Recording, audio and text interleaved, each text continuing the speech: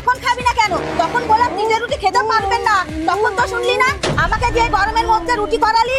খা খা বলছি, খা। আজকে বাস দিয়ে খাওয়াবো।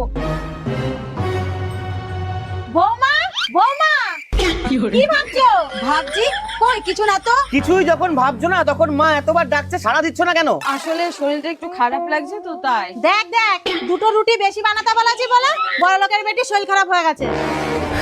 সত্যি তুমি পারো বটে, যাও রুটি বানিয়ে নিয়ে আসো। আজকে সত্যি সত্যি যদি রুটি নষ্ট করেছে তাহলে বাস দিয়ে ঠেসে ঠেসে খাওয়াবো।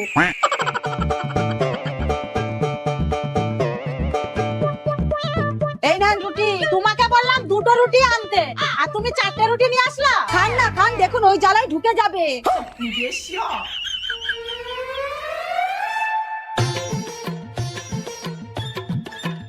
কি গো একটু শোনো। বলো। তরকারি আর আছে? না, ফুরিয়ে গেছে। তাহলে রুটিগুলো খাবো কি করে? এখনো 1.5খানা রুটি আছে। বৌমা যাও আর একটু তরকারি করে আনো। এই একই তরকারি আনবা, ঠিক আছে? শোনো না, তোমার তরকারিটা খুব সুন্দর হয়েছিল, এইভাবেই বানাবা, ঠিক আছে? কোথায় রুটি? যাও হাত মুখ ধুয়ে আসো।